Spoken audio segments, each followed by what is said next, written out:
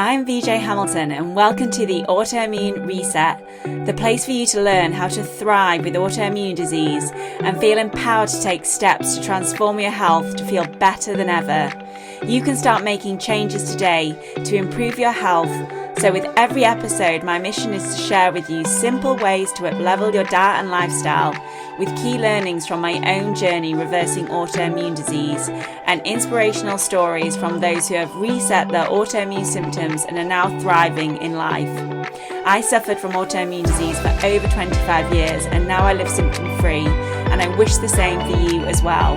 So thank you for being here and sharing this time with me. Now let's get started.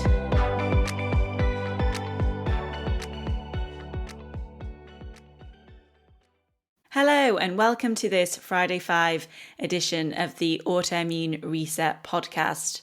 I'm your host, VJ Hamilton. I'm a nutritionist, scientist, and I am the founder of the Autoimmune Nutrition Clinic. So today we are talking about 5 ways to support better sleep, especially if you have an autoimmune disease or alopecia. For anybody that knows me, they will probably know that I'm quite obsessed with sleep and my Oura ring. The truth is, I never really thought about sleep, but once my sleep improved, my symptoms started improving at a much faster rate. Because if we're talking honestly about sleep, it is one of the areas that almost all of my autoimmune and alopecia clients underestimate. Sleep dictates everything else.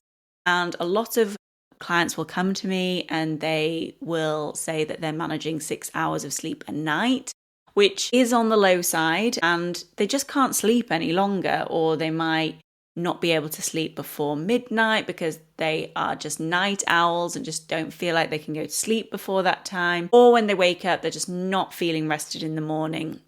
You can also have problems getting to sleep, waking up in the night. I just see so many issues when it comes to sleep, and I almost set about making sure that my client starts to sleep better before we really work on anything else, because I just know it's going to make such a difference.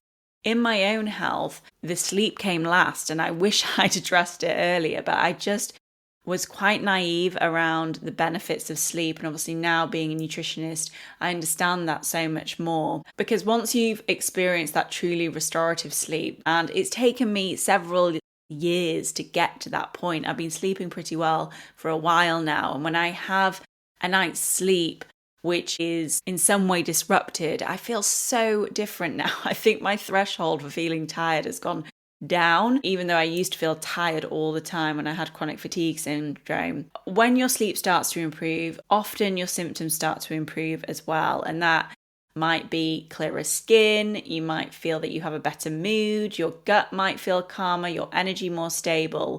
And it's one of the most potent therapeutic tools that you have, and it is easier said than done, but it is a free resource that we all have. So if you're struggling with sleep, I'm going to be going through some ways that you might be able to improve your sleep with natural nutrients and activities that you can do. But if you're not prioritizing your sleep at the moment, then I encourage you to do so, because as I said, I got to it quite late and I wish I'd started thinking about sleep beforehand. And I almost see sleep as a drug, and if I am having a late night, or if I'm having to get up really early in the morning, I just don't feel myself when I'm not getting sleep. Sleep is a drug to me now, and I enjoy it so much. It's probably because of my age as well, but I think since I was in my 20s, probably because I had chronic fatigue syndrome, I have just loved sleep. So that's what we're going to talk about today. What a lot of people don't realize is the majority of our physical repair, our immune recalibration, and hair follicle growth signals actually occur during deep sleep. And this is why I found my Oura ring so helpful at first when I started wearing it, because I was sleeping for 6 to 7 hours. I don't need a lot of sleep. I find 7 hours is about enough for me, 7 to 8 hours. But what I found when I started to use my Oura ring is my deep sleep was so low. I was getting a lot of REM sleep, that dreaming sleep, but my deep sleep was really, really low. And deep sleep peaks in the first part of the night. So if you're falling asleep on the sofa, you're being disrupted in any way in that first part of your sleep, then that can impact you, because during that deep sleep phase, that's when your growth hormone surges, it's when tissue repair accelerates. There's something called the glymphatic system, which helps to clear inflammation from the brain. Mitochondria repair themselves, your T regulatory cells, which are so important in autoimmune disease, rise, and your hair follicles receive the strongest growth and recover signals. If you are suffering with hair loss, then certainly start thinking about your sleep. So if you regularly fall asleep after 11 p.m, then you might be missing those early cycles and losing a big portion of that deep sleep window. And it might be why you sleep over 7 hours and are still waking up exhausted. And that's also why getting to sleep earlier can feel amazing. And over time, you may feel that your inflammation reduces, your energy improves, and you might see that your hair stops shedding. So it's certainly something we can all be thinking about. So in today's Friday 5, we're going to be talking about why sleep is a non-negotiable when it comes to your autoimmune health, and 5 ways that you can transform your sleep. So let's dive in. The first one is to focus on nutrients that support your nervous system, because it's not just about sleep, it's actually how calm your nervous system is. And if your nervous system is dysregulated, you're going to find it harder to calm down your system and get into that restorative deep sleep, because it's not just about getting to sleep, it's about the deep sleep as well. And I have experimented with lots of different nutrients along the way, and I've worked with clients and helped them with sleep as well. And here are some of the nutrients that I've found help the most when it comes to sleep. Now, the first one won't surprise you, it's magnesium, because it helps your muscles relax, it can help to improve deep sleep, and it supports the production of something called GABA, which is your inhibitory neurotransmitters. So we have lots of excitatory neurotransmitters that keep us feeling awake and focused and anxious if we have too much of them. But then GABA helps to calm down the system. So anything we can do to promote that is important. I really like magnesium glycinate or magnesium citrate. I just find that people do better with those forms of magnesium, and they are more easily absorbed through the gut, and people are less likely to have gut issues with them. I also like glycine, which helps to lower your core body temperature, which is really important for deep sleep. It helps with collagen formation, and it can calm down the nervous system as well. And one of the tips that I often give my clients is to have some collagen mixed in with, say, some cranberry powder before bed, because you get the antioxidants as well. And that can help with sleep because that contains glycine. Then taurine is also an important amino acid. It helps to enhance that GABA activity. It can stabilize the stress response. And it's particularly helpful if you are having nighttime anxiety or you find that your cortisol is spiking on a night. There's also L-theanine, which is found in green tea, but it's an amino acid that increases alpha brain waves, and that can help with that relaxed but focused state and is good for initiating sleep. And I was loving L-theanine last year, but I actually now love phosphatidylserine, and it's one of my favorites if you have quite high cortisol during the daytime and you're looking for it to drop on a night. I will take phosphatidylserine and I just go into this really cozy, warm feeling, and I just can't help falling asleep. And to be honest, I've realized now I can't take it too early in the night because I'll just end up falling asleep on the sofa, which is what you don't want because then that disturbs deep sleep. But it's one of my favorites. And there is a really great product by Body Bio. I can put the link to Body Bio in the show notes, called Calm.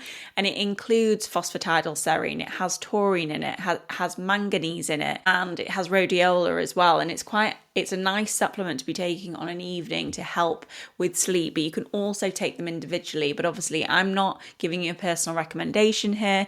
Anything that you take could be contraindicated with your health or some other medication that you're taking. So always work with a practitioner if you are thinking about supplementing. Next is to work on your vagal tone. And your vagal tone is important for that parasympathetic response. So as I said, it's not just about sleep, it's about calming down the body before sleep, because sleep isn't actually passive and the body must actively enter it. So if you are struggling to get into sleep, it might be a sign that your vagal tone is low.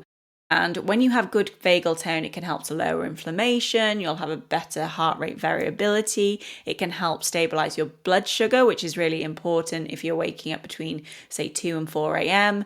It can calm down inflammation and improve the hair growth cycle.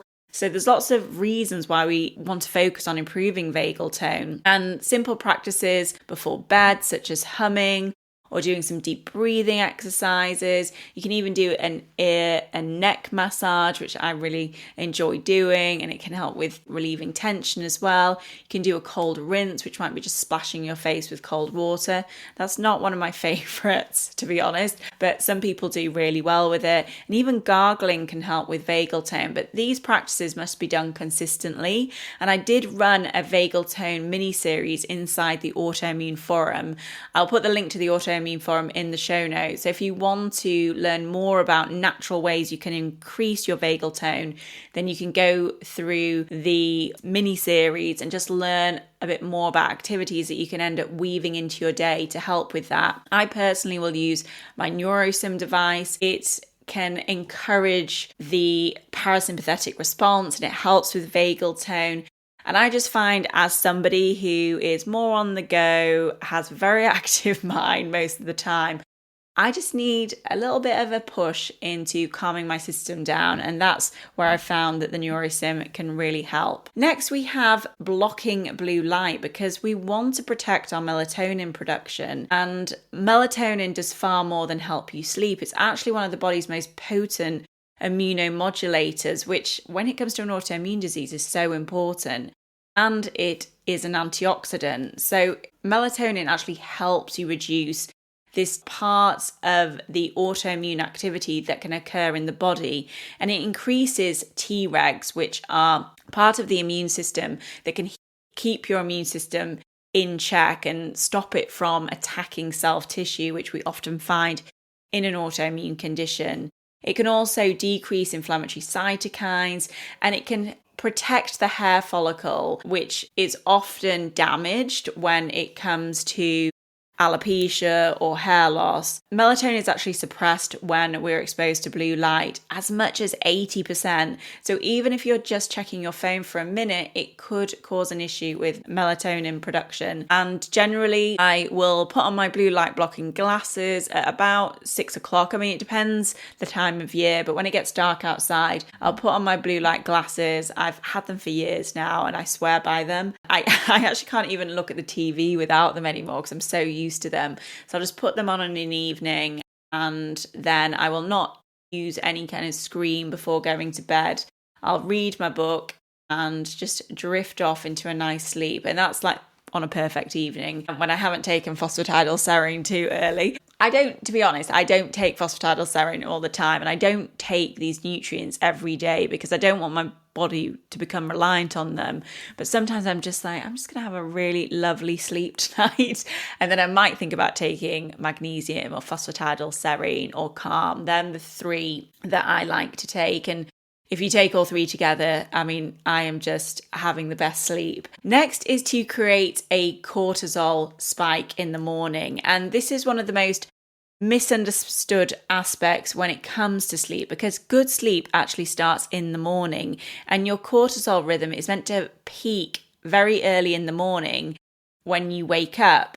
And this anchors your circadian clock, so it helps you get to sleep on a evening. But so many of my autoimmune clients have this flattened or delayed cortisol response.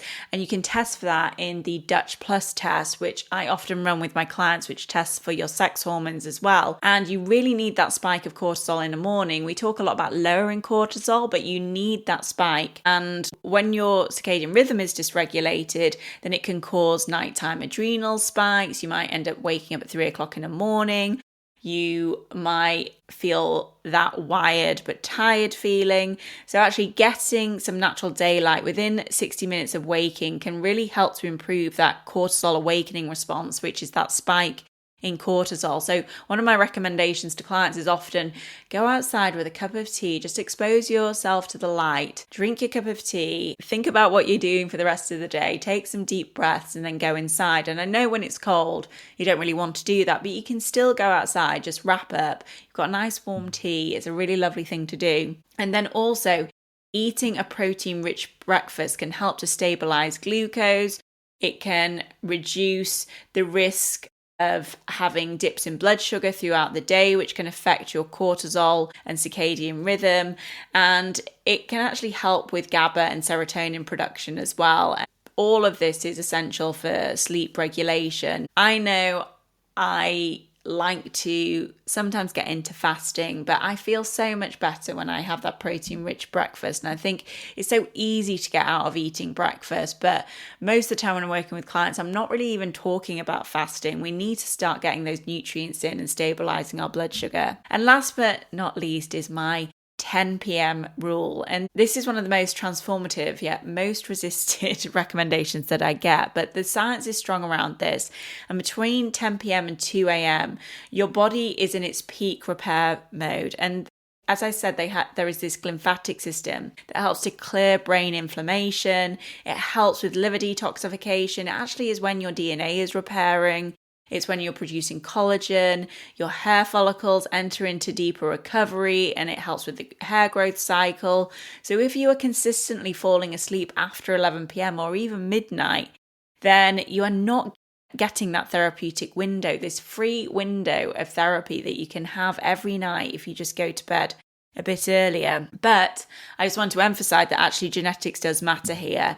And some people will have different gene variants when it comes to their natural cycle with sleep. And I know I am very much a morning person. I start to feel sleepy around 9:30, and I'm ready for bed by 10. So this is quite easy for me. And I understand if that is not the natural pattern for you, but it's working out what your natural pattern is and when you are getting into that deep sleep. And I honestly think that's why when you start tracking your sleep, you don't have to do it as obsessively as I do, but just finding out actually when is my window of deep sleep. And I just know when I wake up at 6 a.m. or 6:30 a.m., even on a weekend, I just know I'm not going to be getting any deep sleep, and I rarely get REM sleep at that time because all my sleep is after 9:30, 10 o'clock. That's when I'm getting my best sleep.